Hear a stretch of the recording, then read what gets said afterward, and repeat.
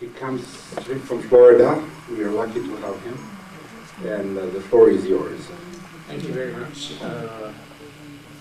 Thank you, Mr. Bella. Thank you, Mr. Manembo. And I would like first to apologize for being late. We often say among Guineans that there is time and there is our time. But I assure you that wasn't the case. This time it was Washington time because we left Florida yesterday, could not land in Washington, D.C., and we had to reroute to Atlanta and come back today. My consolation on that was learning that the helicopter of President Obama was grounded at Andrew's house. And I believe that what is good enough for the President of the United States should be good enough for yours truly. I'm just going to logically pick up from where my predecessors left off, and I believe they have done most of the work I should have done as a historian. But I'm going to a little bit reverse it. It is usually said that historians are rear mirror drivers, but I believe the two of them have set the historical foundation, and I truly respect their presentation for that.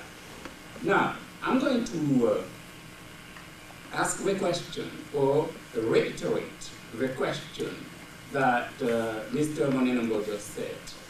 Why is it that in Guinea, violating the law is a badge of honor? Why is it in Guinea that the honest, well-meaning individuals are actually the dishonest, the enemies of peace and harmony?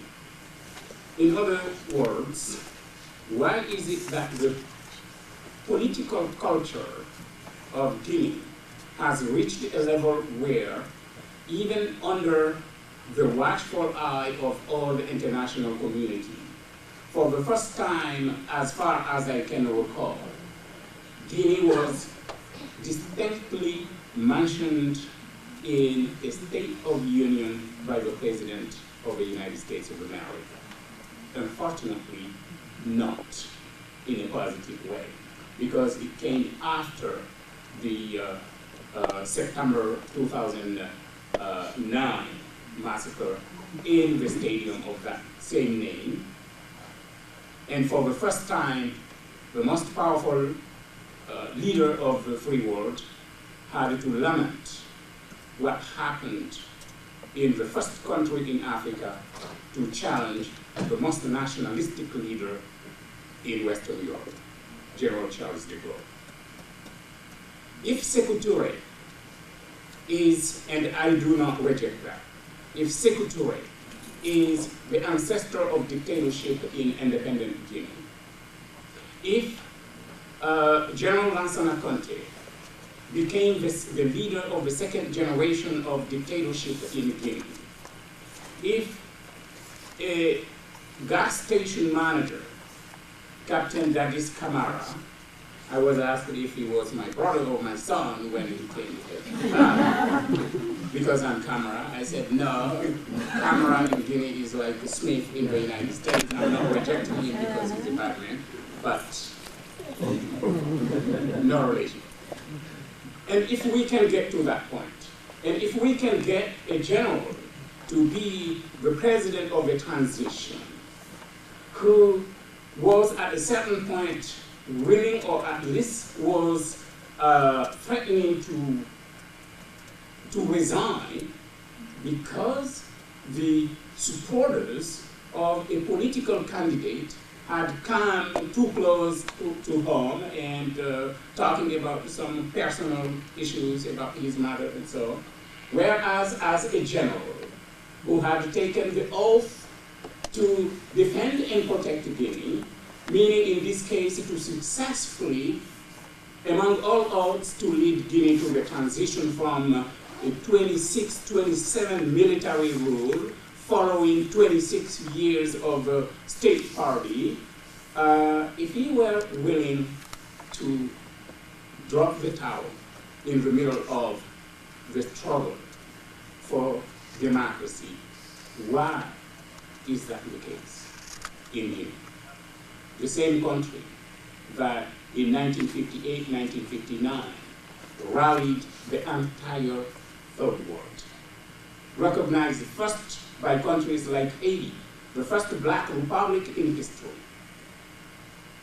and whose admission, whose candidacy to the United Nations was championed by countries like Japan with all its history, by Iraq with all its history.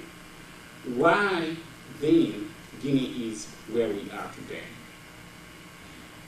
I base these questions, I repeat them because they have been so aptly raised before me, to base my presentation on this premise.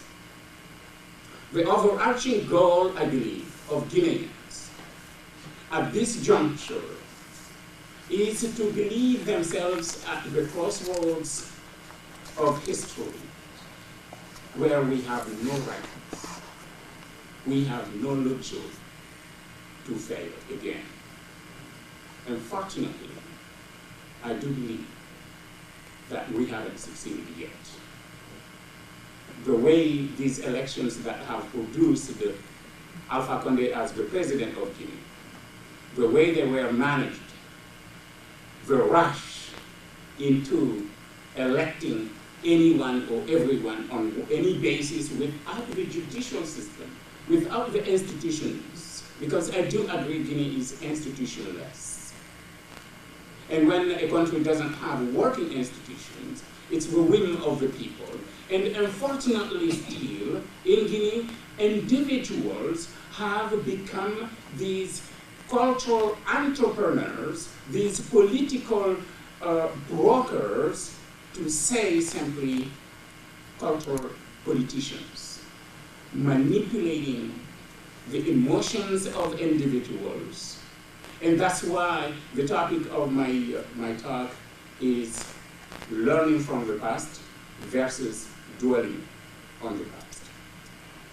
As the French writer Jean-François Revel said about Africans in general, I don't know if I agree, but about Guineans, and I'm most of the time very harsh on Guineans, and I'm proudly so because I believe that patriotism is not like saying, my mother, sober or drunk, I love her. We love our country, we must love it unconditionally, but only support the leadership conditionally, which Guineans haven't learned. Either I reject the leadership, not loyally, not legitimately, but I want to reject it and undermine it. In the Cold War system, Third World rulerships exploited all sorts of domestic and foreign predicaments to cultivate this tradition of repressive dictatorship in the name of national interests. And unfortunately, that was also fueled by some behaviors in Guinea and around Guinea. So my question or my suggestion at this point is that the paramount objective for Guineans would be to learn from history and not to dwell on history.